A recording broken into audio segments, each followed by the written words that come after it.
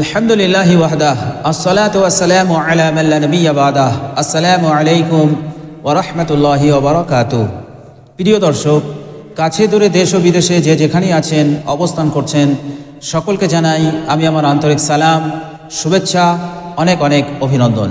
প্রিয় দর্শক, আল্লাহ সুবহানাহু ওয়া তাআলা পবিত্র কালামে সূরা লুকমানের 13 নম্বর আয়াতে তিনি বলেছেন, বিসমিল্লাহির রহমানির রহিম, ওয়া ইয ক্বালা লুকমানু লিবনিহি ওয়া হুয়া ইয়াইযুহু ইয়া বুনাইয়া লা তুশরিক বিল্লাহ ইন্নাশ শিরকা লাযুলমুন আযীম। যার অর্থ হচ্ছে, আল্লাহ সুবহানাহু ওয়া তাআলা বলছেন, ওয়া ইয ক্বালা লুকমানু লিবনিহি, যখন হযরত লুকমান আলাইহিস সালাম নিজের সন্তানকে, নিজের পুত্রকে নসিহত করেছিল যে ইয়া বুনাইয়া লা তুশরিক বিল্লাহ ইন্নাশ শিরকা লাযুলমুন আযীম, হে আমার পুত্র, হে আমার ছেলে, হে আমার সন্তান, তুমি আল্লাহর সঙ্গে কাউকে শিরিক করবে না, জীবনে আল্লাহর সঙ্গে কাউকে শরিক করবে না। ইন্না শিরকা লাযুলমুন আযীম, নিশ্চয়ই শিরিক হচ্ছে সবচাইতে বড় জুলুম, বড় অন্যায়, বড় অত্যাচার। হযরত লুকমান আলাইহিস সালাম নিজের সন্তানকে শিরিক থেকে বাঁচার নসিহত করেছিলেন এবং শেষে বলেছিলেন, শিরিক হচ্ছে জঘন্যতম জুলুম, এর ওপরে আর কোনো গুনাহ নেই। আল্লাহ পাক নিজেই বলেছেন, ইন্নাল্লাহা লা ইয়াগফিরু আন ইউশরাকা বিহি ওয়া ইয়াগফিরু মা দুনা যালিক, নিশ্চয়ই আল্লাহ পাক শিরিকের গুনাহ কখনোই ক্ষমা করবেন না। শিরিক ছাড়া যত গুনাহ আছে আল্লাহ সুবহানাহু ওয়া তাআলা সব ক্ষমা করে দেবেন চাইলে, কিন্তু শিরিকের গুনাহ কখনোই আল্লাহ পাক ক্ষমা করবে না। যতক্ষণ পর্যন্ত শিরিক থেকে তওবা করে নিজেকে বিরত না রাখছে, নিজেকে না বাঁচাচ্ছে, ততক্ষণ পর্যন্ত আল্লাহ পাক শিরিকের গুনাহ ক্ষমা করবেন না। যদি বিনা তওবায় সে মারা যায় শিরিক করতে করতে, তাহলে তাকে সোজা জাহান্নামে যেতে হবে আর আবাদান আবাদান থাকতে হবে। আল্লাহ পাক জাহান্নাম থেকে তাকে কখনোই কোশ্চিন কালেও তাকে আর মুক্তি দেবে না। তো প্রিয় দর্শক, শিরিক হচ্ছে জঘন্যতম গুনাহ, বড় গুনাহ। এই শিরিক থেকে আমাদেরকে বেঁচে থাকতে হবে। এ বিষয়ে বিশ্বনবী সাল্লাল্লাহু আলাইহি ওয়াসাল্লাম আমাদেরকে গাইড করেছেন। একটি হাদিস আছে যার বর্ণনাকারী হযরত আবু মুসা আশআরী রাদিয়াল্লাহু তাআলা আনহু। তিনি বলছেন, খতাবানা রাসূলুল্লাহ সাল্লাল্লাহু আলাইহি ওয়াসাল্লাম যাতা ইয়াউমিন, একদিন আমাদের নবী, আমাদের পয়গম্বর রাসূলুল্লাহ সাল্লাল্লাহু আলাইহি ওয়াসাল্লাম বায়ান দিলেন, আমাদেরকে বললেন, আমাদেরকে বক্তব্য দিলেন। তিনি বললেন, ইয়া আইয়ুহান নাস ইত্তাকু হাযা শিরক, হে মানুষেরা, তোমরা শিরিক থেকে নিজেদেরকে বাঁচাও। তোমরা শিরিকের মতন জঘন্য কাজ হতে, জঘন্য গুনাহ হতে, অপরাধ হতে, জুলুম হতে তোমরা নিজেদেরকে বাঁচাও। কেননা ফাইন্নাহু আকফা মিন দাবিবিন নামল, এই শিরিক হচ্ছে পিঁপড়ের যে চলার আওয়াজ, পিঁপড়ের যে চলার আওয়াজ, সেই চলার আওয়াজের থেকেও গোপন। এমন গোপনীয় শিরক থেকে তোমরা নিজেদেরকে বাঁচাও। প্রিয় দর্শক, পিঁপড়ে যখন মাটিতে চলে, এর যে একটা আওয়াজ, এই আওয়াজ কিন্তু আমরা শুনতে পাই না। তাই বলে এটা নয় যে তার চলার আওয়াজ নেই। মহান রব্বুল আলামিন পিঁপড়ের চলার আওয়াজও তিনি শুনতে পান। বলুন সুবহানাল্লাহ।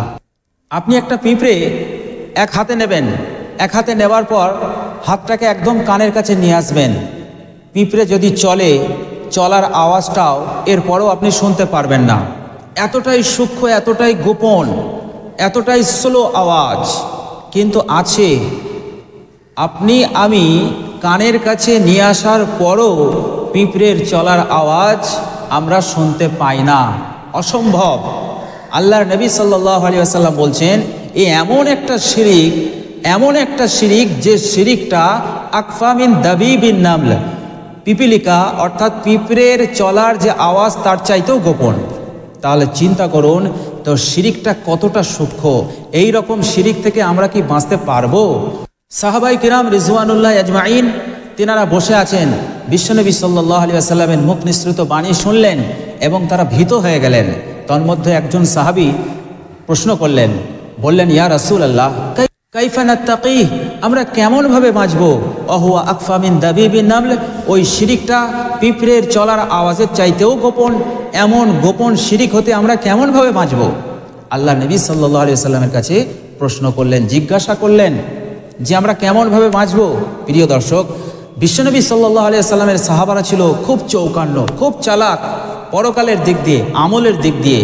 যখনই কোনো বিষয়ে খটকা জাগতো সঙ্গে সঙ্গে বিশ্বনবী সাল্লাল্লাহু আলাইহি সাল্লামের কাছে জিজ্ঞাসা করে সেটাকে সলভ করে নিতেন, সেটাকে হল করে নিতেন। বিশ্বনবী সাল্লাল্লাহু আলাইহি ওয়াসাল্লাম বললেন, ও আমার সাহাবারা, কুলু, তোমরা পড়ো, বলো, আল্লাহুম্মা ইন্না নাউযু বিকা মিন আন নুশরিকা শাইয়ান না'লামু ওয়া নাস্তাগফিরুকা লিমা লা না'লামু। ও আমার সাহাবারা, এই এমন গোপন শিরিক, এটা থেকে বাঁচা বড় কঠিন, কিন্তু তোমরা এই দোয়াটা তো পড়তে পারবে। এই দোয়াটা পড়ো, বেশি বেশি করে এই দোয়াটা পড়ো। আল্লাহ সুবহানাহু ওয়া তাআলা এই দোয়া পড়ার বরকতে তোমাদেরকে এমন কঠিন শিরিক হতে তোমাদেরকে হেফাজত করবেন। প্রিয় দর্শক, এই দোয়াটা হচ্ছে এমনই দোয়া, এই দোয়াটা যদি আমরা সকাল সন্ধ্যায় পড়ি এবং যখন ইচ্ছা তখন যদি আমরা পড়তে থাকি, তো আল্লাহ সুবহানাহু ওয়া তাআলা আমাদের এই দোয়া পড়ার বরকতে আমাদেরকে এমন কঠিন শিরিক হতে আমাদেরকে হেফাজত করে দেবেন। বলুন সুবহানাল্লাহ।